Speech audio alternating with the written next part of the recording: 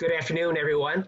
Thank you so much for joining us for our Lunch with a Friend series of bi-weekly presentations on issues that affect the Boundary Waters. I'm Chris Knopp, the Executive Director of Friends of the Boundary Waters Wilderness. For over 40 years, Friends of the Boundary Waters Wilderness has been a leader in protecting the boundary waters. And we've been the leader because of supporters such as yourself. And I must say that I'm overwhelmed that on this beautiful July day that we have literally hundreds and hundreds and hundreds of people that are signing into this live video presentation. The work of the Friends today focuses on three areas: wilderness, people, and community. For the wilderness, there are two mines and one threat to the boundary waters. Those two mines are twin metals and polymet, and we're determined to stop both those mines. And the topic of today's presentation deals with twin metals.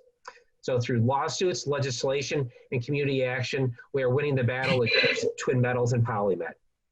For people, we believe that there should be no boundaries to the boundary waters. And through our No Boundaries to the Boundary Waters program, we are connecting young people of all backgrounds to the boundary waters through classroom education and wilderness canoe trips for which we provide scholarships. And finally, for community, we recognize that the communities that are gateways to the boundary waters, Ely, Grand Marais, and the like, have a shared fate with the future of the boundary waters. And we support organizations such as Incredible Ely, Ely Community Partners, and other local organizations that make those communities strong and thrive. We have an extraordinary presentation today: Democracy Dying in the Dark, uncovering the secret twin metals and Trump administration war on environmental protections. Our presenter today is Louis Galdieri, a documentary filmmaker from Brooklyn, New York. And today's story is a story of an ordinary citizen's quest for truth and justice. In the best of times, our government can be opaque and difficult to deal with. Part of that is the natural inclination of individuals to not have people know what they're doing. And part of it is that ordinary, hardworking civil servants are just busy with their day-to-day business and don't want to be bothered by intrusions from the public. But we are not in ordinary times here. With the Trump administration, there's a whole new level of blocking, obfuscation, and delaying so that the public does not know what is going on here. And what we are going to see today are breadcrumbs of a corrupt system that is determined to ram the Twin Metals project over the will of the people. Without further ado, I'm going to pass the baton on to Louis Galdieri. Thank you so much, Louis, for today's presentation. Thanks, Chris, and thanks everybody for joining us. I have a lot of ground to cover, so I'm gonna try to be brief, and I want to leave room for questions and discussion. So let's get started. How did I come to all of this? Well, after making a documentary film in Michigan's Upper Peninsula, I started to follow a new round of copper and nickel mining, sulfide mining, across the Upper Peninsula and then around the lake, up through Minnesota, up to Ontario, all around Lake Superior, home to 1/10 of the world's fresh water. So our focus today on the Antofagasta Twin Metals Project is really part of a larger story, but let's stay focused just on this particular story and on what the Freedom of Information Act has revealed about it. So whenever we want to tell a story, you know, journalists will tell you that you have to ask basic questions: is who, what, when, where, and why. And the New York Times article that you see up in your left part of the screen gives a pretty good answer. Mine plan was stalled until Trump stepped in. That is, Antofagasta's mine was not going forward until Trump stepped in. It's still not clear why Trump stepped in and why the Trump administration went to such extraordinary lengths to revive this project. Former Governor Mark Dayton put it this way: you know, why are the financial interests of a Chilean conglomerate trumping the need to protect this American wilderness? Again, it's not clear why. Some people point to this fellow over here a Chilean billionaire named Andronico Lucic Craig, whose family controls Antofagasta, and who is also Jared and Ivanka's Washington, D.C. landlord. These people suggest that there might be some sort of quid pro quo here. I have uncovered no evidence of anything so apparent or so crude as that, a mansion in exchange for a mine. But this is the way Lucic Craig likes to operate. He was involved in a scandal in Chile after he arranged for a loan for the newly elected, for the daughter-in-law of the newly elected president of Chile, Michelle Bachelet, through the Bank of Chile, which, by the way, he also controls.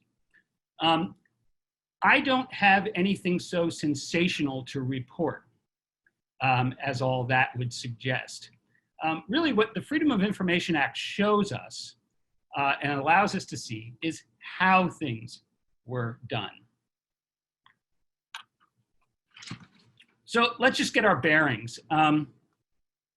This is one of the maps. This map was released as part of a response to a Freedom of Information Act request I made.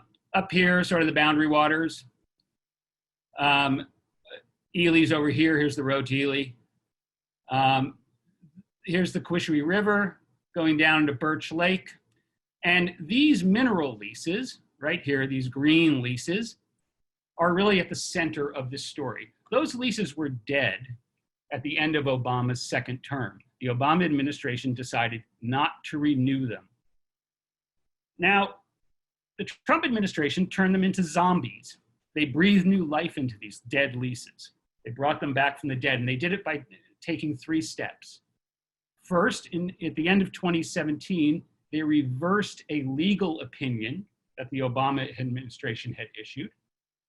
Second, in 2018, they reinstated the leases. That is to say, they sort of said these leases are valid again and can be reviewed. And then in 2019, they renewed them. All a great effort, and as the many pages of documents I've gotten suggest, required a lot of effort from a lot of people. And we still don't know why. Now, let's talk a little bit about what we should expect the Freedom of Information Act to do for us in a case like this. Really, the Freedom of Information Act is an outgrowth of the Administrative Procedure Act, which was passed in 1946, sort of to set rules for all these agencies in this growing post-war administrative state. And once you had those rules, that meant that decisions were more open to judicial review, right? You could say, well, were the rules followed or were they not? But still, you know, government, as Chris said in his introduction, government likes to operate in secrecy. And it wasn't until this handsome fellow here, John E. Moss, who was a congressman from California, worked tirelessly through 6 sessions of Congress that President Johnson signed the Freedom of Information Act on July 4th, 1966. But he insisted, interestingly enough, that there be no signing ceremony. He was not a fan of what this act might reveal. I put up this quote from Justice Douglas because I think it really helps us get at what the Freedom of Information Act is ultimately about. And Justice Douglas says that the founding fathers thought secrecy in government was one of the instruments of old world tyranny. And a democracy cannot function unless the people are permitted to know what their government is up to. And that is what the Freedom of Information Act does. It gives us a model of government that is answerable to the people. And it asks us to be responsible citizens who are keeping an eye on government and making it answer to us. Now, of course, government still doesn't like to be too forthcoming. This is as some of you may know, this is Minnesota Representative Betty McCollum. And what she's holding in her hands there is a copy of a study that the Obama administration commissioned, a 2-year scientific study called a mineral withdrawal study that they commissioned at the end of 2016. And this scientific study was abruptly canceled, and Representative McCollum has been working very hard to find out why it was canceled, and also to find out what the science said after 18 months before being canceled. This is what she got: a copy of the scientific study with every single page blacked out. That's the Trump administration keeping science as a secret. Now, I've run into the same problem of kind of overzealous redaction in my own work, and I just want to give you one small example. This is an email from Gary Lukowski, a lawyer at the Department of the Interior, who was asked to draft some talking points when the Twin Metals decision, the reversal, was issued.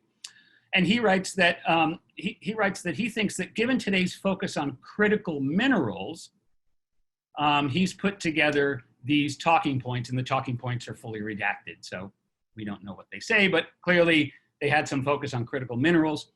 I received that document back in about February of 2019. And just last month, I received this, which is the same document, but critical minerals has been redacted. Now, that may be just a different reviewer, and it may indicate some new sensitivity. It's worth noting that Antofagasta, only after 2017, when the Department of the Interior issued a new list of critical minerals, Antofagasta began describing its Twin Metals project as a source of cobalt, which is on the list of critical minerals. So it's interesting that in 2017, both Antofagasta and the Department of the Interior are basically singing from the same sheet. And it's not the only instance that I found. Okay, so let's talk about sort of how I ended up in this situation. When you go to file a Freedom of Information Act request, you find a form very much like this. This is from the Interior Department site. And you can fill out what you want. You need to make some good guesses about what sort of communications or documents you want to see, and who the custodians of those documents are. That is, who would be holding those documents. But it's a relatively easy form to fill out, and anyone can do it, really. Now, once you've done that, excuse me, I'm losing my voice. Once you've done that, the agency is supposed to answer you promptly according to the Freedom of Information Act. Well, promptly is subject to a lot of interpretation. In response to one request that I made in 2019, one day I found this on my phone. Dear Mr. Galdieri, basically, it has been determined that the estimated date of completion for your request is April 16th, 2022. So that was a prompt date of completion, I suppose, in their minds. This is not my idea of prompt. When I received from the Department of the Interior a release of 5,000 pages of documents related to the Twin Metals project, I published them online on Document Cloud. And as soon as I did that, all communication between me and the Department of Interior was abruptly halted. It ceased. So I couldn't get in touch with them. I called, I emailed, and finally I had to file a lawsuit to make them comply, to compel them to comply with the Freedom of Information Act. There were really two parts to my lawsuit. One was that they had not responded promptly, and the other was that they had not conducted an adequate search. Interestingly, after I filed the lawsuit, and we went back and forth quite a bit, in December of 2019, they happened to find 25,000 pages that were responsive to my request, and they are now issuing those on a monthly basis. Okay, so let's look at some of what I've found, some initial findings from this pile of documents I've gotten. First, restoring Antofagasta's leases near the boundary waters was a top priority for the incoming administration. It ranked right up there with the Keystone XL pipeline and other oil leasing matters that are critical to the Trump administration's energy dominance agenda. Second, there was a lobbying blitz.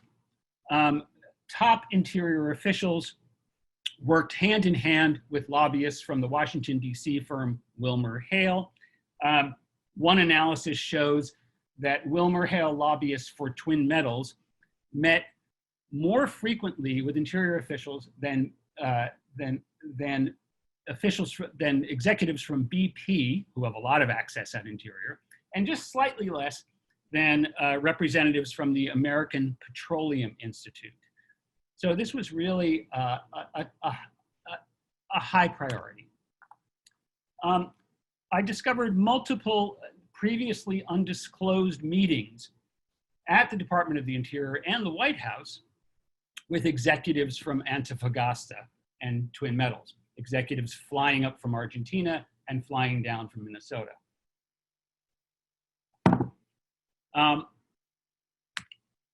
There's a very odd mention of Antofagasta PLC executives having a meeting at the US Embassy in Santiago, Chile. And finally, meetings with environmental groups and conservation groups were perfunctory kind of meet and greet things, and environmental concerns were blithely set aside. Now, let's look at some of the documents that led me to these conclusions. On this document, I simply want you to notice the date.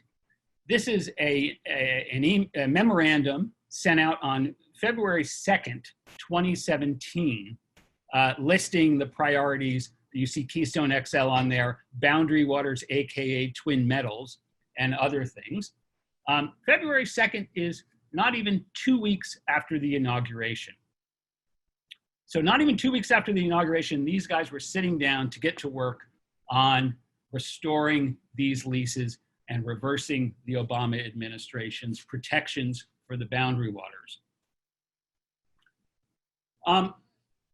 Here's an email that shows one of the lobbyists from WilmerHale arranging a meeting for executives from Antofagasta, from Chile, along with lobbyists from WilmerHale, at the Department of the Interior. This is the first notice I had that there were any meetings between the company and the Department of the Interior. But there are many others. They meet repeatedly. This is an unusual email, and I'm still trying to, I'm still scratching my head over it. This is an April 2017 email sending a briefing paper down to the US Embassy in Santiago, Chile, for a meeting with the CEO of Antofagasta, Ivan Arriagada, and the US Ambassador to Chile. Now, it's unclear why that meeting took place or what was discussed. However, once the State Department answers me in 2022, I'll be able to tell you. This is an email to illustrate the way in which environmental concerns are typically treated in these documents. This is an email from Kathleen Benedetto, then at the Bureau of Land Management, to Doug Dominic, who's taking a briefing for the White House. And Dominic obviously must have asked, are there environmental concerns? Because what she wrote in advance, in reply, makes it clear that that's what he was asking. Now, what she does here is very interesting. What she does is two things. She politicizes the issue, saying that, you know, it's just people who are opposed to the mine who have environmental concerns.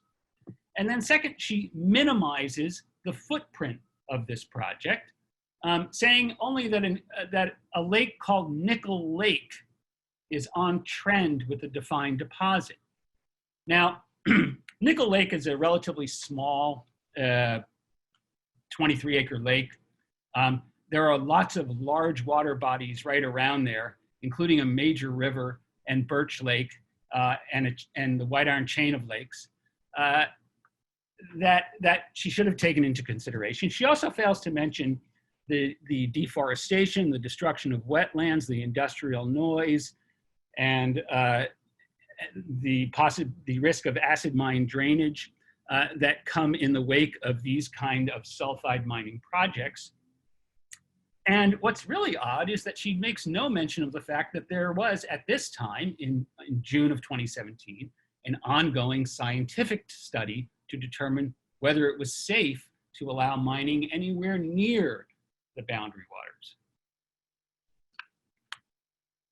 waters. Next is, this is a document that Chris and I wrote a short piece about in the Min Post this week. This is a very interesting document because what it shows is that Twin Metals, or Antofagasta really, is setting the terms, that is the calendar and the scope of environmental review. They do not want the lease renewal, the renewal of their mineral leases, to go through an environmental impact statement. And what they really want is something called a categorical exclusion, which will mean no environmental review virtually. But they'll settle, they say, for a limited environmental assessment, and that is exactly what they get. They get a sort of watered down assessment, and it's done on their calendar. So again, they're setting the terms of environmental review. So what is this? Well, this is a textbook example of regulatory capture. This is industry regulating itself behind the facade of government. It's a form of corruption. Economists call it that. People who study good government call it that. It places the private over the public, and it puts basically the fox in charge of the hen house. So now, having gotten some of these documents, there have been some outcomes. They've made their way into congressional hearings in the House of Representatives. They were introduced in a motion in a case, Voyager versus United States, but the motion ended up being denied, and so the case proceeded with an incomplete administrative record. It excluded 5,000 pages and now 7,500 pages at this date of documents. They've gotten some attention in the mass media. The Time story that I showed you at the beginning was based in part on documents I'd gotten and documents that the Sierra Club got through the Freedom of Information Act. And there was a story on Fox 9 in Minnesota and other things like that. They've gotten a little play that way. And so there's some public awareness raised, and I try to do my best to circulate them on social media, put them up on Document Cloud, and really try to help people connect with this information, because being connected and sharing information in this environment is really vital. It's what makes us an informed public who are able to hold the government to account. So now, it may seem, if in fact industry is regulating itself behind the facade of government, it may seem that the system has failed us. It may seem that way for a lot of things these days. But what I want to suggest is that, in fact, the system is being forced to fail, which is a whole other project. There's a deliberate effort to make government fail, to engineer a government failure, and to dismantle government. You might remember, right after Trump's election, Steve Bannon said this weird thing. He said, deconstruct the administrative state. And that was kind of a weird thing to say, but in fact, he meant it. He meant take apart that whole state that has existed basically since World War II, that whole regulatory apparatus, deliberately dismantle it. And the Trump administration is doing that in two ways. First, through judges who are hostile to regulations. And White House counsel Don McGahn gave a speech to the Federalist Society in 2018 in which he basically said, we have to appoint judges who will do away with regulations. And since he gave that speech, Trump has appointed about 200 judges. But the main way that the Trump administration engineers this kind of failure of government is through sabotage, through political appointees. You may have noticed that most people who are appointed to head agencies are hostile to the very mission of that agency. And indeed, most of the people who are currently running the Department of the Interior, as well as the EPA, as well as the Department of Energy, come from the oil, gas, and mining sectors, right? They have strong affiliations to those sectors and not much faith to the American public. Again, what we're seeing are special interests placed over the public interest, extraction over the preservation of public wealth and providing for a shared future. And when government is captured in this way, and I want to emphasize that, government is being captured and sabotaged from within. When government is captured in this way, it prevents other possibilities, both economic and political, from emerging because the government is kind of actively working against those possibilities. So what can we do about it? Well, to get started, I want to suggest that we should acquaint ourselves with the documents that are in the record, and I've put them online for you. And if this is your issue, I really urge you to search around in them, acquaint yourself with them. If there is a matter that you think needs to be brought to the public eye, I would encourage you to file your own FOIA. I didn't get to spend too much time on it, but I want to really reiterate, it's not hard. You can figure it out yourself. And in fact, I would say it's your responsibility as a citizen to do it. Third, I would urge you to contact your local officials, especially now since Representative McCollum, who was holding that blacked out scientific report, Representative McCollum has introduced a bill to protect the boundary waters from pollution from sulfide mining and other industrial development. So contact your elected officials and tell them to support Representative McCollum's bill. And above all, connect with other people who share your interest in these matters, because the more we connect, the more we form a public, a we the people, who can hold our government to account. And I know that these are imperfect answers, but they are at least the beginning of an answer. Now, I just want to leave you with something that Representative Alan Lowenthal of California said in a congressional hearing where, in fact, some of the documents I obtained were discussed. He's not discussing my documents here. These are his opening remarks, but I want to play them because he really gets at what is at stake here. And it's not just the boundary waters, although that in itself is pretty grand. It's something even much larger. It's our sense of ourselves as a country. So I'll just let Congressman Lowenthal take it from here. America is not a company. It may seem like President Trump is trying to treat us like one, like many of his other companies, and let us run it into the ground. But America is a country, not a company. And America's lands are not excess inventory that need to be disposed of. Our natural resources are not reserves that need to be booked, so our stock prices stay high and our investors stay happy.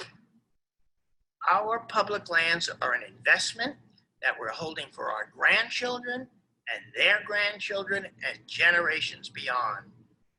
They're an investment that pays off by allowing them to know, our grandchildren and great-children, what vast stretches of untainted wilderness look like. That lets them see with their own eyes polar bears, sage grouse, mule deer, and caribou running wild and free. That lets them learn about ancient native cultures without having to go to a museum, and lets some cultures continue to observe and respect the same traditions that their ancestors have. These are all priceless. They're irreplaceable. And these are all infinitely more important than whatever extra few dollars can line an oil baron's pocket over the next few years.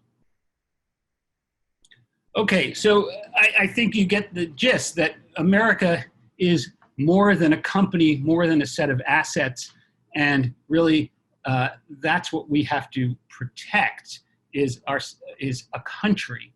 And the work that we do now, as Congressman Lowenthal says, is really work that we're doing for the future, for our children, our grandchildren, our great-grandchildren, and so on. And so I want to urge you to get engaged in this work. And I like to say, remembering how hard Congressman John E. Moss fought for the Freedom of Information Act, I like to urge people to fight like Moss to bring about the kind of change we want to see. So we're going to have, there are some resources. This presentation will be archived, and you can always go back and find these links.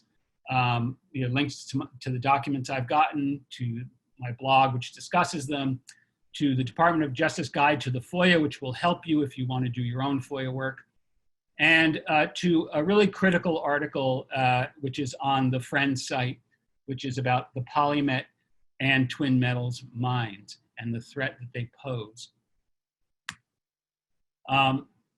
With that, I'm going to turn it over to Chris, and I hopefully will have some questions.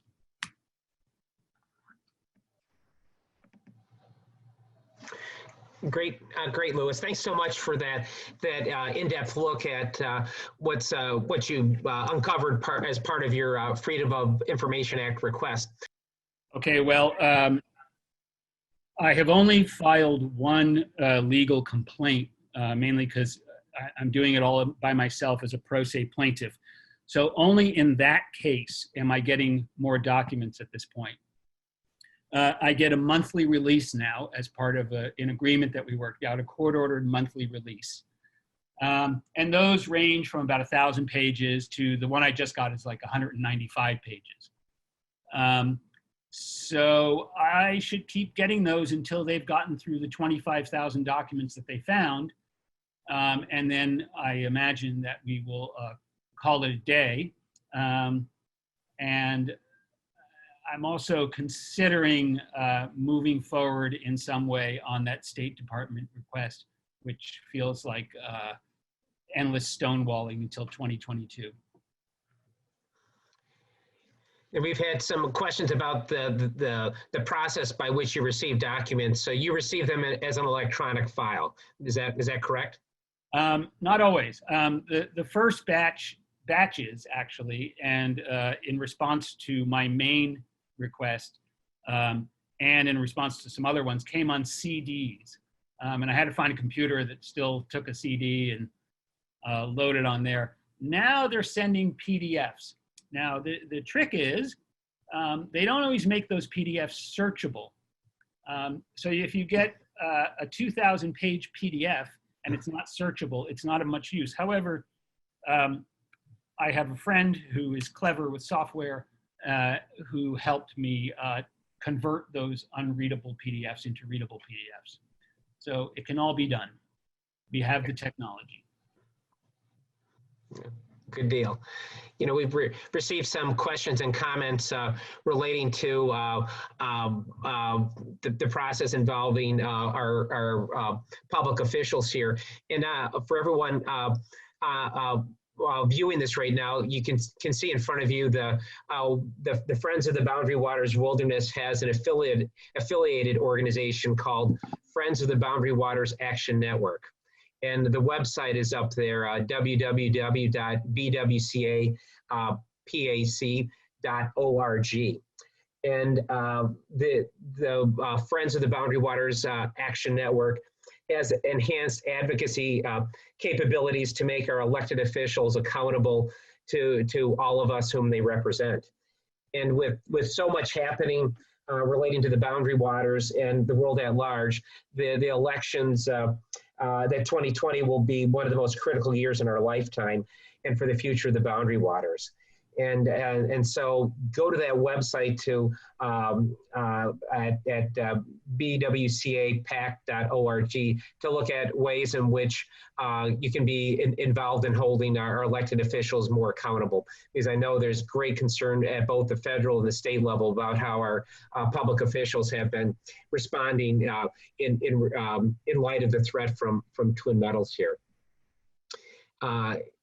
There are some other questions that relate to some legal issues. We discussed some of these legal issues in a previous presentation, and we will have future presentations as the lawsuits progress. And so you can see the battles are being fought in the courtrooms, the halls of Congress, the halls of the Minnesota legislature, and as we're seeing here with Lewis, behind the closed doors of government officials. And that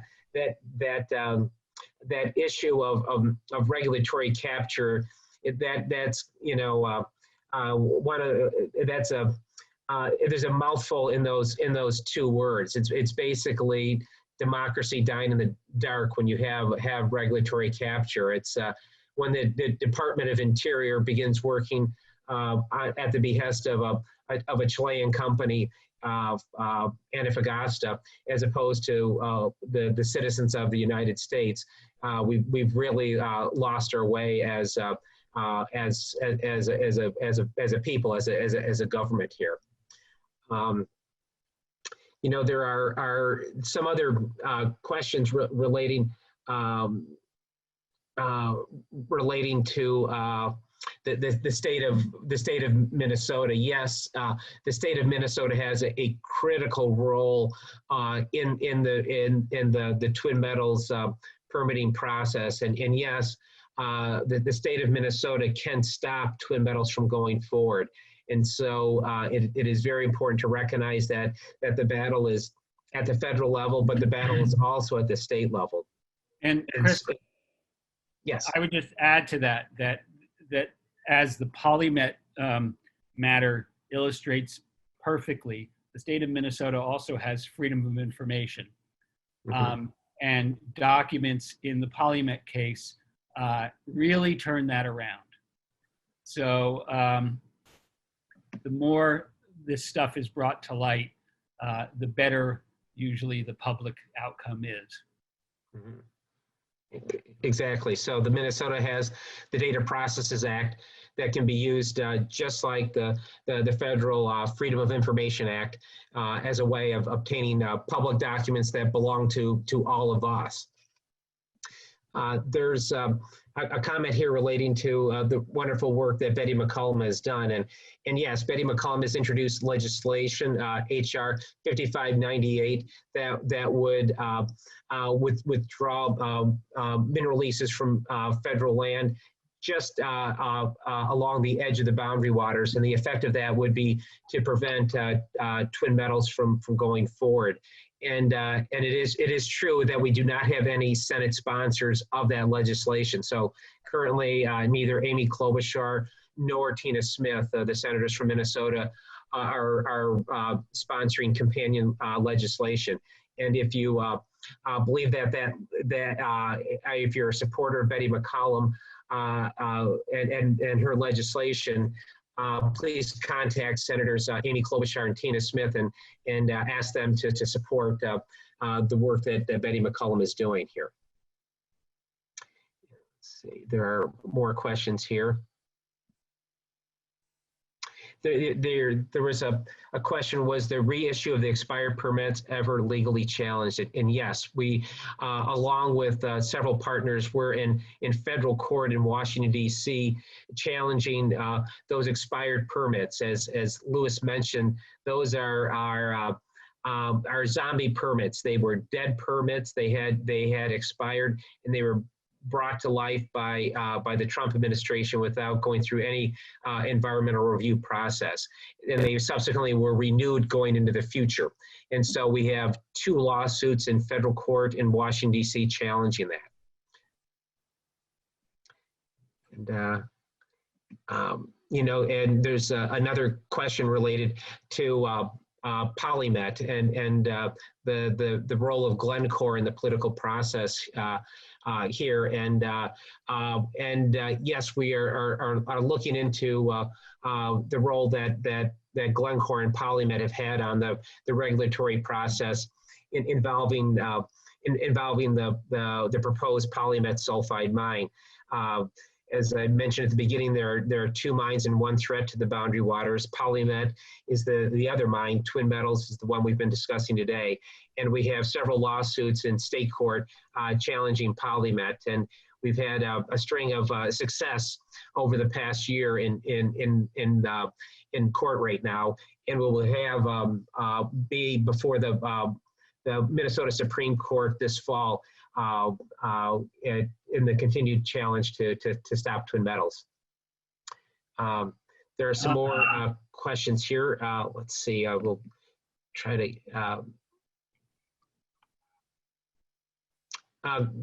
good question. There's a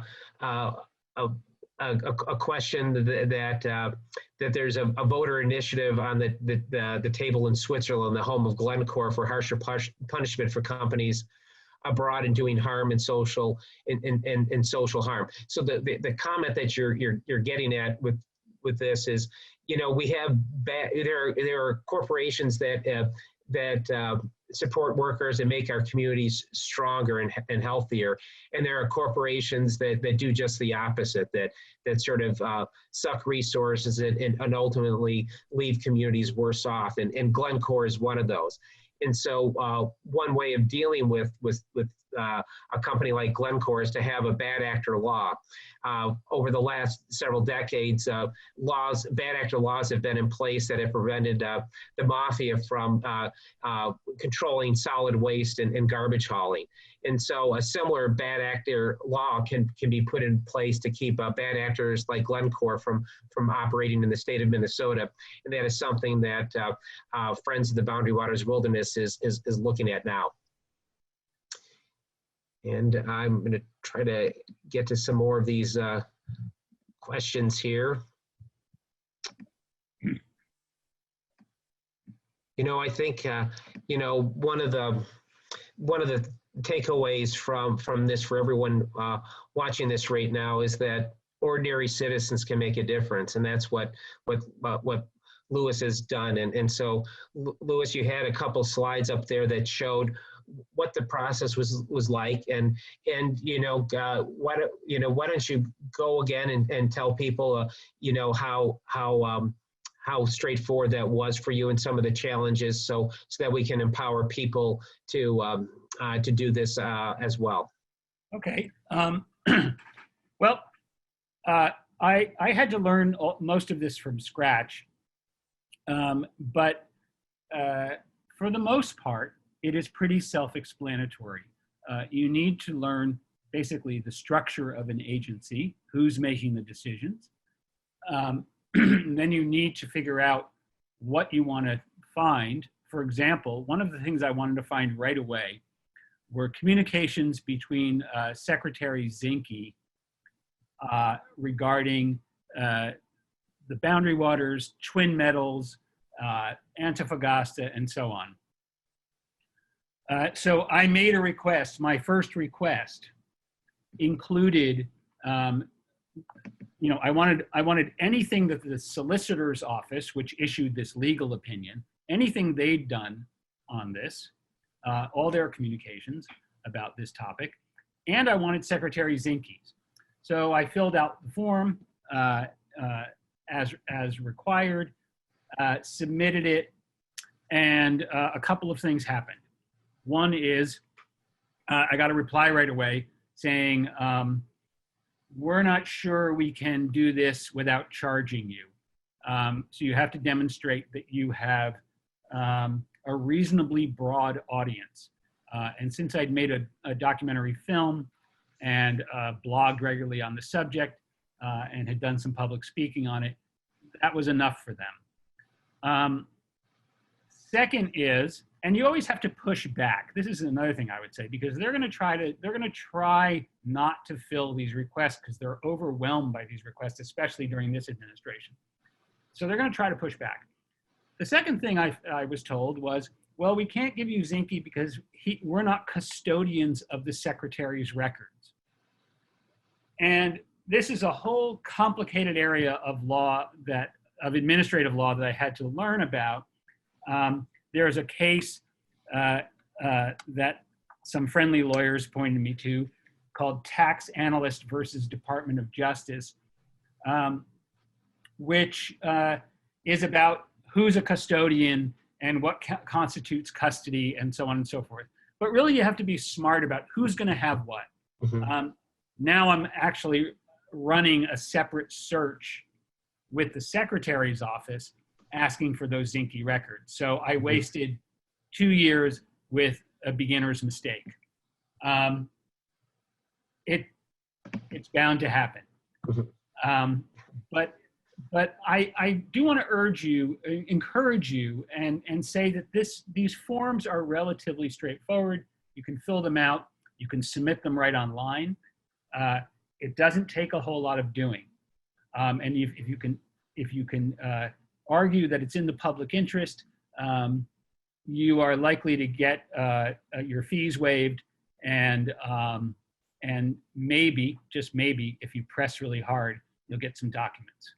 But it takes checking in regularly and making friends. I exchanged Christmas greetings with the attorneys at the solicitor's office at the Department of the Interior, just to keep in touch. And that was before they kind of blew me off. But it just takes some diligence. I don't know if that answers the... Great. And if you go back to the last slide, if you would, please. Very last? Very last. Mm-hmm.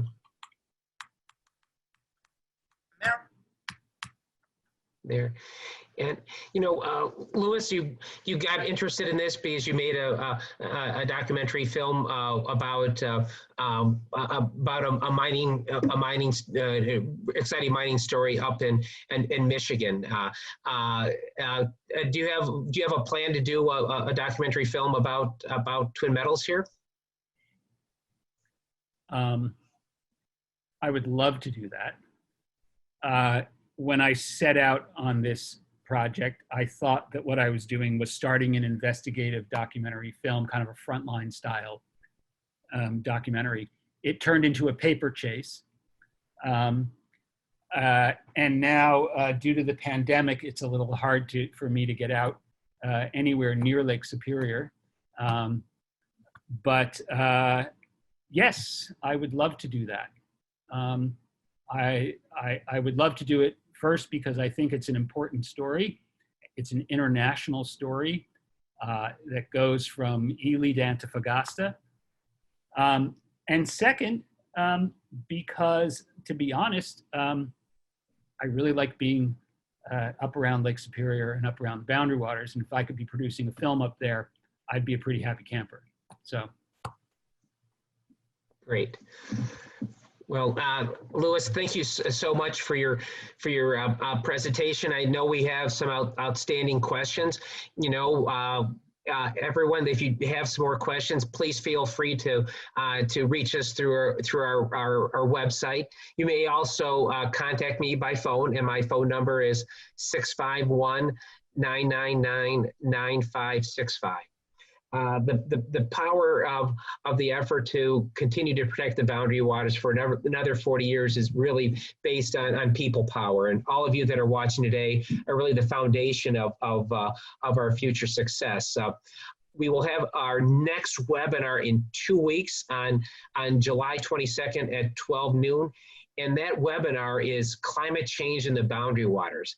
And Lee Freelick, the director of the Center for Forest Ecology at the University of Minnesota and a nationally and internationally known forest expert, will give that presentation about the existential threat that climate change poses to the boundary waters, and that the threat of that the boreal forest that's up there will not be the forest in 50 years in 2070. So it's a very important presentation. Please take that in on July 22nd. And again, we have an affiliated organization, Friends of the Boundary Waters Action Network, at www.bwcapac.org. Please take a look at that website as well. The work makes our advocacy work all the stronger. We will have this presentation recorded and up on our website. Please take a look at that. We'll also send you a link to the Louis's presentation so that you can forward that on to others. So thank you so much for being part of this presentation, everyone. Have a great afternoon. Goodbye, and thank you again, Louis, for all you're doing. Thank you. Thanks, everybody.